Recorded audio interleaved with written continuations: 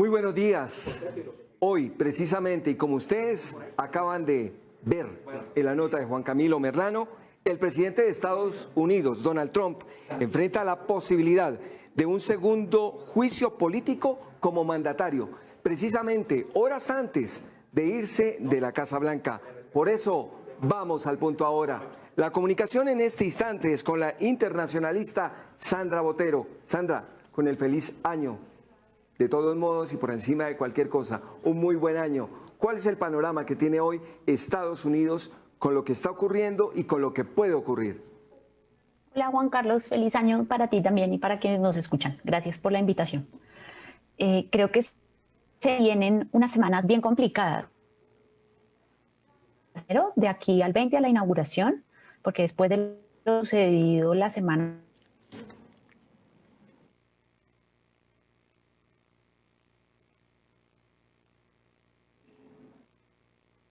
creo que hay mucho nerviosidad en estos días, está complicado. ¿Aló? Sí, la situación es difícil. Creo que tenemos algún problema de comunicación. ¿Me escuchas bien? Yo te escucho bien, sí, bueno, disculpa perfecto. que se cortó. Tranquila, Sí. tranquila. ¿Me podría repetir un poco la idea? Me hablabas de las semanas que vienen complicadas para Estados Unidos. Ahí se nos cortó la comunicación. En ese sentido, ¿por qué son semanas difíciles, Sandra? Porque creo que después, digamos, hay un problema con la inauguración, digamos, hay temor con la inauguración de violencia, pero después de la inauguración, no es que después de la inauguración todo se solucione mágicamente tampoco. Creo que después de la inauguración Biden va a enfrentarse a un espacio político donde hay muchísima incertidumbre y mucha polarización. Entonces creo que sigue el problema tanto de violencia como de polarización después del 20. Precisamente la votación en la Cámara por el sí fue de 232, por el no 197. De esos 232, 10 fueron votos republicanos, Sandra. Sí, es muy interesante, digamos, es interesante que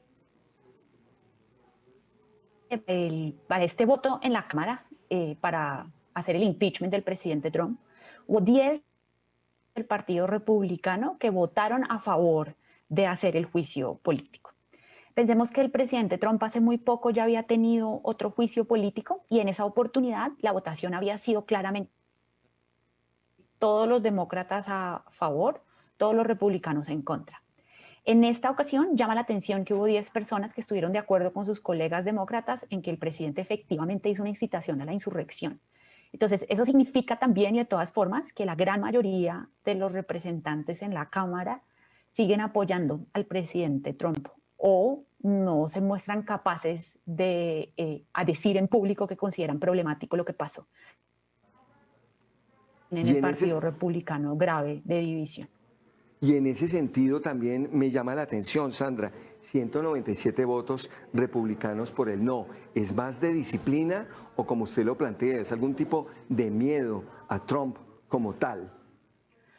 Yo creo que esa es una muy buena pregunta. Creo que hay un poco de las dos cosas.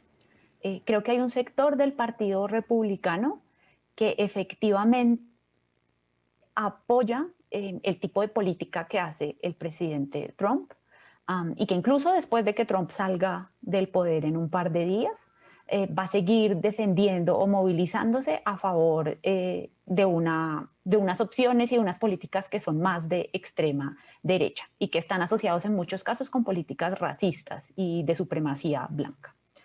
Pero también creo que hay otro sector del partido que está como en el aire, con temor, que no están tomando esas decisiones necesariamente por posturas ideológicas. Entonces es un momento bien difícil también para el Partido Republicano porque no hay unidad ni claridad de propósito, pero tienen muchos políticos cuyos incentivos están alineados para apoyar al presidente Trump o a este tipo de políticas de extrema derecha. Entonces es bien difícil. Sandra, precisamente usted plantea el tema de racismo y supremacía blanca, temas bien delicados, sobre todo hablando de siglo XXI, por Dios. Sí, creo que tal vez eso es lo más complicado de lo que se viene en Estados Unidos. Digamos, porque en un par de días, aunque el par de días que se vienen también son, o sea, van a estar difíciles, en un par de días el presidente Trump ya no será presidente, será expresidente. Entonces, él como cabeza visible sale.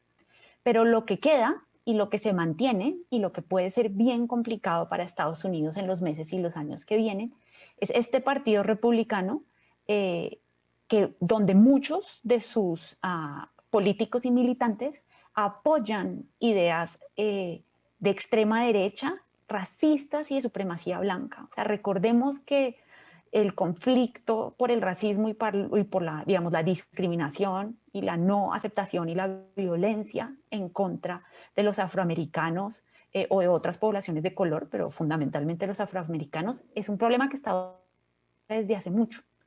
Y lo que ha sucedido durante los años de Trump es que se han vuelto a avivar esas tensiones y esos conflictos. Y eso no se va a solucionar cuando él se vaya. Entonces creo que eso es lo más difícil de lo que se viene, que Estados Unidos queda con un partido republicano que no es con las reglas de la democracia y que está avanzando ideas racistas y de supremacía blanca. Sandra, mire, el cargo, incitación a la insurrección. Obviamente Trump es acusado por sus comentarios y el discurso pronunciado precisamente hace una semana que se convirtió para muchos, para los analistas, para el mismo Estados Unidos, en combustible precisamente para ese ataque que se produjo al Congreso de la República. En ese sentido, ¿cómo ve la situación en este instante con lo que se ha descubierto, con lo que el FBI ha advertido, la posibilidad de ataques a otros capitolios, la posibilidad incluso de ataques al mismo Capitolio y la llegada de por lo menos 30.000 o cerca de 30.000 hombres de la Guardia Nacional a Washington precisamente para estar al tanto y salvaguardando el orden público?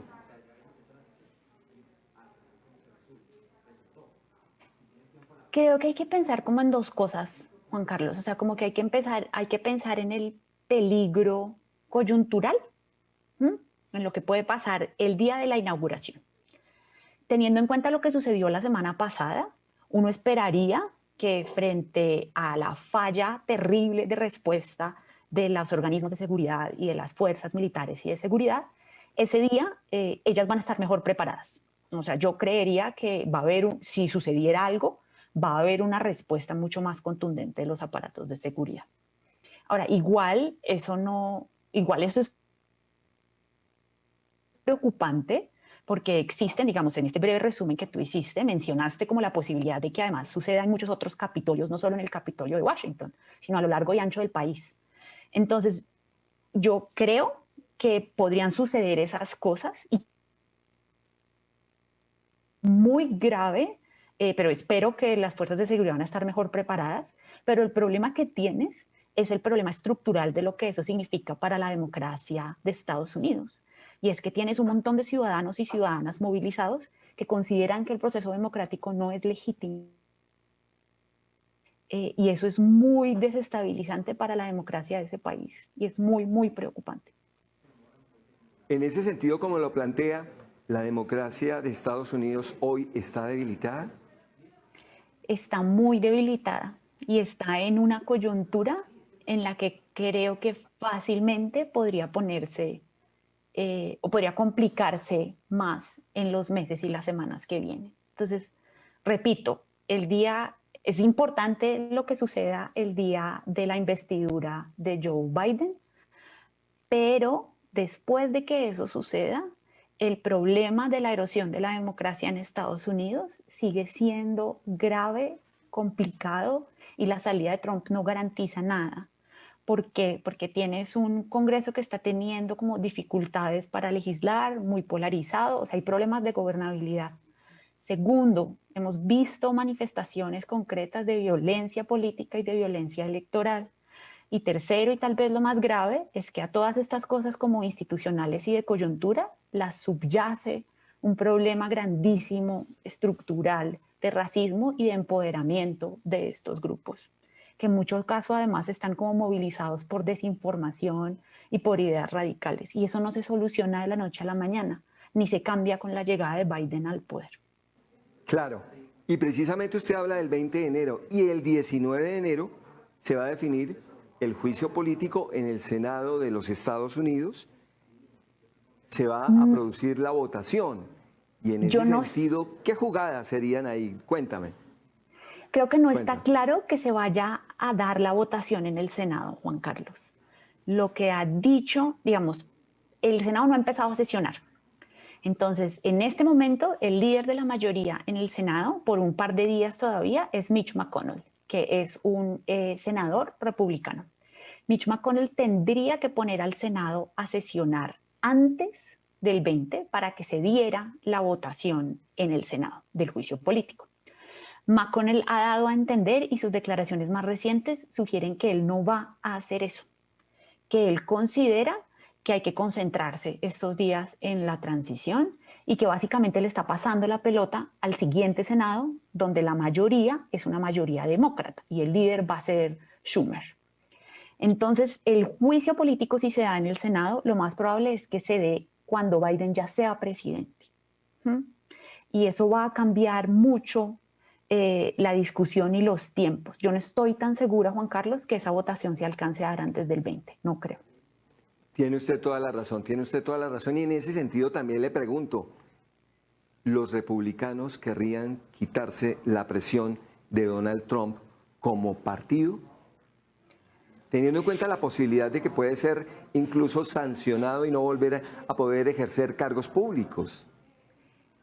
Creo que tienes razón en los dos frentes. Primero, creo que efectivamente los republicanos están tratando de no tener que lidiar ellos con esa papa caliente, como la llamamos aquí en Colombia, que es una papa caliente y uno no quiere como tener que lidiar con ese problema.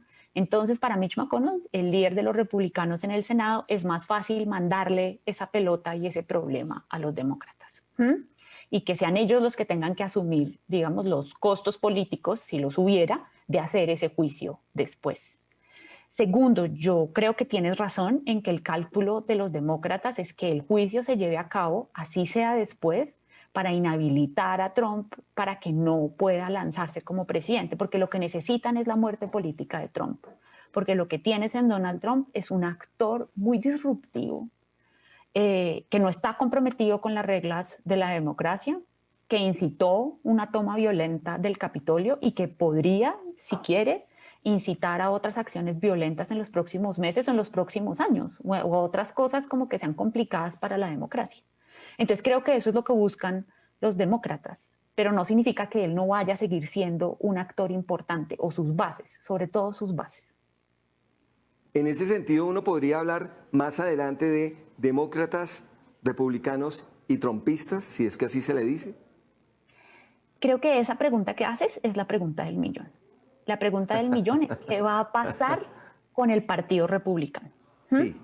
Entonces, la pregunta es, ¿van a lograr, digamos, los republicanos más senior, los mayores? Muchos de ellos son mucho más moderados, ¿cierto? Y a muchos de ellos, por ejemplo, alguien como Mitt Romney, ¿cierto? El senador de Utah, que salió a condenar claramente las acciones de Trump.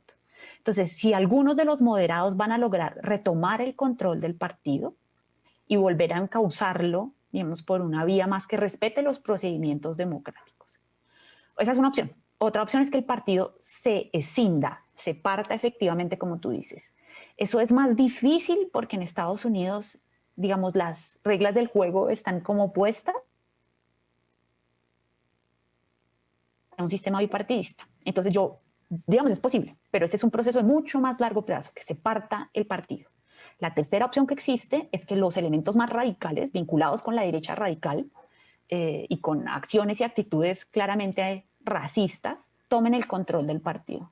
Esa es una posibilidad y es una posibilidad real, Juan Carlos. Entonces creo que hay que tener mucho cuidado con lo que va a pasar los próximos meses, porque tienes unas bases que están muy alineadas con esas ideas de extrema derecha. Y es que precisamente son más de 70 millones de votos, Sandra. Claro, o sea, a Donald Trump, digamos, la victoria de Biden fue contundente, un margen amplio, pero eso no significa que Donald Trump no tenga que no exista. muy importante y que no exista. y que no existan, digamos, todos estos congresistas y esta organización partidista que, por lo que hemos visto las últimas semanas, le sigue jugando el juego a ese tipo de ideas de extrema derecha. Mire, me asalta una duda. Pence, el vicepresidente Pence, acompañó al Congreso esa noche, pero en todo caso dijo, yo no voy a, de alguna manera, lo dijo en las últimas horas y lo pongo en mis palabras, no voy a darle la espalda tampoco a Donald Trump. ¿Está guardando capital político Pence, pensando de alguna manera en la posibilidad de llegar a ser presidente, o es demasiado eso? Creo que es una posibilidad, pero creo que hay que entender las cosas que ha hecho Pence y como las ha hecho en las últimas semanas, también en lo que es su estilo personal, ¿no? Y su estilo como político.